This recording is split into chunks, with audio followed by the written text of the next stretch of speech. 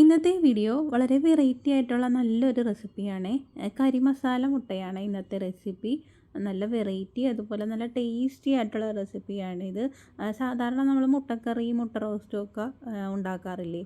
എന്നാൽ അതിൽ നിന്നും തികച്ചും വ്യത്യസ്തമായൊരു നാടൻ റെസിപ്പിയാണ് ഇത്. ഇതിന് നമ്മൾ കരി മസാല മുട്ട എന്നാണ് പറയുന്നത്. ഇതിലേക്ക് വേണ്ടത് മുട്ടയാണ് വേണ്ടത്. ഞാനൊരു 4 മുട്ട എടുത്തിട്ടുണ്ടെങ്കിൽ നമ്മൾ പുഴുങ്ങിയെടുക്കണവേ. പിന്നെ വേണ്ടത് പട്ട, ഗ്രാമ്പു, അതുപോലെ തന്നെ വലിയ ജീരകം, കുരുമുളക്. പട്ട ഇതുപോലെ ഒരു 2 എണ്ണം എടുക്കുക. പിന്നെ അതിലേക്ക് ഗ്രാമ്പു ഒരു 3, 4 ഗ്രാമ്പു, ഒരു 10, 15 കുരുമുളക് എടുക്കുക. ഒരു 1/4 ടീസ്പൂൺ അളവിൽ വലിയ ജീരകം എടുക്കുക. പിന്നെ വേണ്ടത് 1 സ്പൂൺ അളവിൽ മല്ലിപ്പൊടി, 1 സ്പൂൺ അളവിൽ കുരുമുളക് പൊടി, കാശ്മീരി മുളക് പൊടിയാണ്. പിന്നെ വേണ്ടത് വെളുത്തുള്ളിയാണ് വേണ്ടത്. ഒരു 4, 5 അല്ലി വെളുത്തുള്ളി വേണം. പിന്നെ ചെറിയൊരളവിൽ പിഴുപുളി വേണേ, വാളംപുളിയാണ്. പിന്നെ വേണ്ടത് വറ്റൽമുളക്. ഈ ഒരു കരിമുട്ട മസാലയ്ക്ക് നമ്മൾ വറ്റൽമുളക് തന്നെയാണ് വേണ്ടത്. വറ്റൽമുളക് എൻ്റെ കയ്യിൽ ഇല്ലാത്തത് കൊണ്ടാണ് 1 സ്പൂൺ അളവിൽ ഞാൻ മുളക് പൊടിയും കൂടെ ആഡ് ചെയ്തേക്കുന്നത്. പിന്നെ വേണ്ടത് നമുക്ക് സവാള വേണം. ഒരു സവാള എടുത്താൽ മതി. ഞാനിപ്പം വേറൊരു കറിക്കും കൂടെ വേണ്ടിയിട്ടാണ് സവാള കൂടുതൽ എടുത്തേക്കുന്നത്. ഇനി നമ്മൾ എടുത്തു വെച്ച മസാല എല്ലാം നമുക്കൊന്ന് വറുത്തെടുക്കണം. മുളകും നമ്മുടെ കയ്യിൽ ഇതിന് വേണ്ടത് നല്ലതും പിരിയ മുളകുണ്ടല്ലോ, അതാണ് ഈ ഒരു കരിമുട്ട മസാലയ്ക്ക് നല്ലത്. നമ്മൾ എടുത്തു വെച്ച എല്ലാ പൊടികളും ഇതിലേക്ക് ചേർത്ത് കൊടുത്ത് വേണം. നമുക്കിതൊന്ന് കരിഞ്ഞു പോകരുത്. കരിഞ്ഞു പോയി കഴിഞ്ഞാൽ ആ ഒരു ടേസ്റ്റ് തന്നെ മാറിപ്പോവേ. അന്നേരം ലോ ഫ്ലെയിമിലിട്ട് വേണം നമ്മളിതൊന്ന് റോസ്റ്റ് ചെയ്തെടുക്കാൻ ഈ മസാലയൊക്കെ. നമ്മുടെ കൈവശം ഈ പിരിയമുളക് ഉണ്ടെങ്കിൽ അത് മാത്രം ഇതിൽ ചേർത്ത് കൊടുത്താൽ മതി. അവിടെ നമ്മൾ മുളക് പൊടി ചേർത്ത് കൊടുക്കേണ്ട ആവശ്യമില്ലേ. ഇപ്പം നല്ല രീതിയിൽ ഞാൻ ഒന്ന് വറുത്തെടുത്തിട്ടുണ്ട്. ഇനി നമുക്കിതൊന്ന് മിക്സിയുടെ ജാറിലിട്ടൊന്ന് നല്ല രീതിയിലൊന്ന് അരച്ചെടുക്കണം. ആവശ്യത്തിന് വെള്ളം ഒഴിച്ച് വേണം നമ്മളൊന്ന് അരച്ചെടുക്കാനായിട്ട്. വറ്റൽമുളക് മാത്രമായിട്ട് നമ്മളിതൊന്ന് ഈ ഒരു കറി വെക്കുമ്പോൾ നല്ല ടേസ്റ്റാണ്. ഇപ്പോൾ കയ്യിലില്ലാത്തതുകൊണ്ട് മുളക് പൊടിയും കൂടെ ചേർത്ത് കൊടുത്തതാണ്. എന്നിട്ട് നല്ല രീതിയിൽ നമുക്ക് ഒന്ന് അരച്ചെടുക്കാം. നല്ല രീതിയിൽ തന്നെ ഞാനത് അരച്ചെടുത്തിട്ടുണ്ട്. ഇതാണ്ട. ഇനി നമുക്ക് എടുത്തു വെച്ച സവാള നമുക്കൊന്ന് വഴറ്റിയെടുക്കണം. ഇതിനായിട്ട് ഞാനൊരു പാന് അടുപ്പിൽ വെച്ച് കൊടുത്തിട്ടുണ്ട്. ഇനി നമ്മളുടെ രീതിയിലൊന്ന് ചൂടായതിന് ശേഷം ഇതിലേക്ക് ഓയിൽ ഒഴിച്ച് കൊടുക്കണം.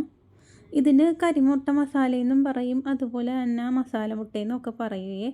നമ്മൾ മുട്ടക്കറി, മുട്ട റോസ്റ്റും ഒക്കെ ഉണ്ടാക്കാറുണ്ട്. എന്നാൽ അതിൽ നിന്നും നല്ലൊരു വ്യത്യസ്തമായൊരു ടേസ്റ്റിലാണ് നമ്മൾ ഈ ഒരു മസാല ഉണ്ടാക്കുന്നത്. പാൻ ഒന്ന് ചൂടായി വരുമ്പോൾ അതിലേക്ക് നമുക്ക് ആവശ്യത്തിന് ഓയിൽ ഒഴിച്ച് കൊടുക്കാം.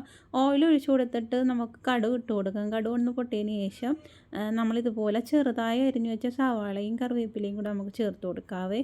ഒരു മീഡിയം വലുപ്പത്തിലുള്ള ഒരു സവാള ആ ഒരു കണക്കിന് മാത്രം നമ്മൾ ചേർത്ത് കൊടുത്താൽ മതിയേ. ഇതിലേക്ക് ആവശ്യത്തിന് ഉപ്പും ചേർത്ത് കൊടുത്ത് നല്ല രീതിയിൽ നമുക്കിനി ഇതൊന്ന് വഴറ്റിയെടുക്കണവേ. ഇത് നല്ല രീതിയിൽ തന്നെ നമ്മളിത് വഴറ്റിയെടുക്കണവേ. നല്ലൊരു ഗോൾഡൻ ബ്രൗൺ കളർ ആകുന്നിടം വരെ നമ്മളിതൊന്ന് വഴറ്റിയെടുക്കണം. എന്നാലേ കരിഞ്ഞു പോകരുത്. നമ്മൾ ഈ സവാള നമ്മൾ അരിഞ്ഞെടുക്കുമ്പോൾ നല്ല രീതിയിൽ പൊടി പൊടിയായിട്ട് തന്നെ വേണം നമ്മൾ ഈ ഒരു മസാലയ്ക്ക് അരിഞ്ഞ് ചേർക്കേണ്ടത്. എങ്കിൽ നല്ല രീതിയിൽ ആ സവാളയൊക്കെ നല്ല ഒന്ന് വഴണ്ട് ആ മസാലയായിട്ട് നല്ല കുഴഞ്ഞിരിക്കത്തോളെ. സാധാരണ മുട്ടക്കറിയിൽ നിന്ന് ഇതിനെ വ്യത്യസ്തമാക്കുന്നത് നമ്മളിതിൽ ചേർക്കുന്ന പ്രത്യേകം വറുത്തരച്ച മസാലക്കൂട്ടാണ്. നല്ല കുരുമുളകിൻ്റെ എരിവും വാളംപുളിയുടെ പുളിയും ഒടുവിൽ നമ്മൾ ചേർക്കുന്ന ആ ഒരു ശർക്കരയൊക്കെ ചേരുമ്പോൾ നല്ലൊരു ടേസ്റ്റാണ്. സവാള നല്ല രീതിയിൽ ഇവിടെ വരണ്ട് വന്നിട്ടുണ്ട്. കളർ തന്നെ മാറിയണ്ട. ഇനി ഇതിലേക്ക് നമുക്ക് അരച്ച് വെച്ചിരുന്ന ആ ഒരു മസാലക്കൂട്ടും കൂടി ഇതിലേക്ക് ചേർത്ത് കൊടുക്കാവേ. നമ്മളിപ്പോൾ അരയ്ക്കുന്ന അരപ്പ് തോനെയുണ്ടെന്നുണ്ടെങ്കിൽ ആവശ്യാനുസരണം നമ്മൾ എടുക്കുന്ന സവാളയും ഒക്കെ കണക്കിന് ആവശ്യാനുസരണം മാത്രം നമ്മൾ ചേർത്ത് കൊടുത്താൽ മതിയേ. ഞാനിപ്പോൾ എടുത്ത മസാല എല്ലാം ഞാൻ ഇതിലേക്ക് ചേർക്കുന്നുണ്ട്. ഞാനിപ്പോൾ ഒരു മീഡിയം വലുപ്പത്തിലുള്ള സവാള എടുത്തിട്ടുണ്ട്. അതിനൊക്കെ കണക്കിന് വേണ്ടിയിട്ടാണ് ഞാൻ ഈ ഒരു മസാല എടുത്തേക്കുന്നത്. എന്നിട്ട് നല്ല രീതിയിൽ നമുക്ക് ആ സവാളയും ആ അരപ്പും കൂടെ ആയിട്ട് നല്ല രീതിയിലൊന്ന് മിക്സ് ചെയ്തെടുക്കാം.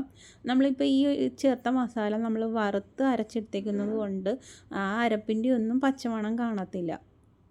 ഇനി നല്ല രീതിയിൽ നമ്മൾ ആ ഒരു സവാളയായിട്ടൊന്ന് മിക്സ് ചെയ്തെടുത്തിട്ട് ആവശ്യത്തിന് വെള്ളവും കൂടെ ഒഴിച്ചു കൊടുക്കണമേ. പിന്നെ ആവശ്യത്തിന് വെള്ളം ഒഴിച്ചു കൊടുക്കണം. വെള്ളം ഒഴിച്ചതിന് ശേഷം ഉപ്പ് നോക്കിയിട്ട് ആവശ്യത്തിന് ഉപ്പ് നമ്മളിതിലേക്ക് ചേർത്ത് കൊടുക്കണമേ. ഈ ഒരു കറി രാത്രി ചപ്പാത്തിയുടെ കൂടെയും അതുപോലെ തന്നെ രാവിലെ അപ്പത്തിൻ്റെ കൂടെ കഴിക്കാൻ ഇത് സൂപ്പറാണ്. അതുപോലെ തന്നെ ബാച്ചിലേഴ്സിന് പെട്ടെന്ന് ഉണ്ടാക്കാൻ പറ്റിയ ഒരു സിമ്പിൾ റെസിപ്പിയാണ് ഇത്. നല്ല രീതിയിൽ മിക്സ് ആക്കിയിട്ടുണ്ട്. ഞാൻ ഇതിൻ്റെ അകത്ത് വെള്ളം ഒഴിച്ച് കൊടുത്തിട്ടൊന്ന് ഇതുപോലെ ഒന്ന് കലക്കി എടുക്കണം നമ്മളെ.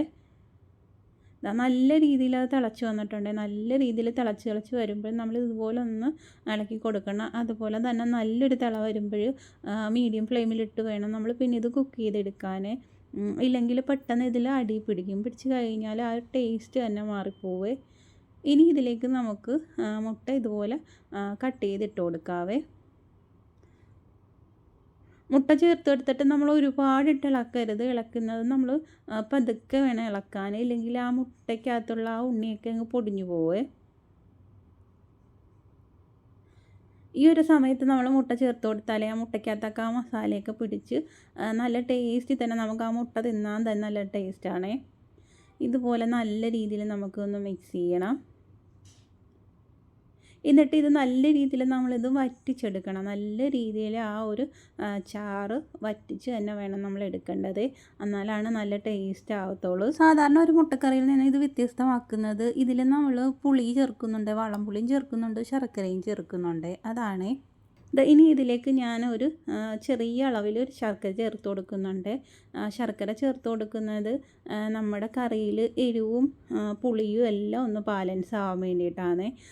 പറഞ്ഞ പോലെ വറ്റൽമുളകൊക്കെ നമ്മൾ ചേർത്ത് കൊടുക്കുമ്പം എരിവ് മുന്തി നിൽക്കുകയാണെന്നുണ്ടെങ്കിൽ അത് മാറാനും, അതുപോലെ തന്നെ ഈ ശർക്കരയൊക്കെ ചേർക്കുമ്പോൾ ഒരു പ്രത്യേക ടേസ്റ്റുമാണ് നമ്മുടെ ഈ ഒരു കരിമുട്ട മസാലയ്ക്ക്.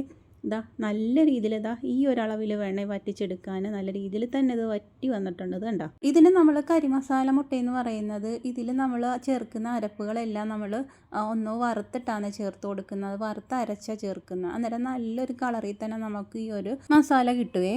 ഇതിന് മുട്ട മസാലയെന്നും പറയുവേ. ഇത് നമ്മുടെ ചോറിൻ്റെ കൂടെ ആയാലും ചപ്പാത്തിയുടെ കൂടെ ആയാലും അപ്പത്തിൻ്റെ കൂടെ ഒക്കെ കഴിക്കാൻ പറ്റിയ നല്ലൊരു കറിയാണ് ഇത്. എല്ലാവരും ഒന്ന് ട്രൈ ചെയ്ത് നോക്കുക. വീഡിയോ ഇഷ്ടമായാൽ ലൈക്ക് ചെയ്യാനും അതുപോലെ തന്നെ ചാനലൊന്ന് സബ്സ്ക്രൈബ് ചെയ്യാനും മറക്കല്ലേ. അടുത്ത നല്ലൊരു വീഡിയോയിൽ കാണാം.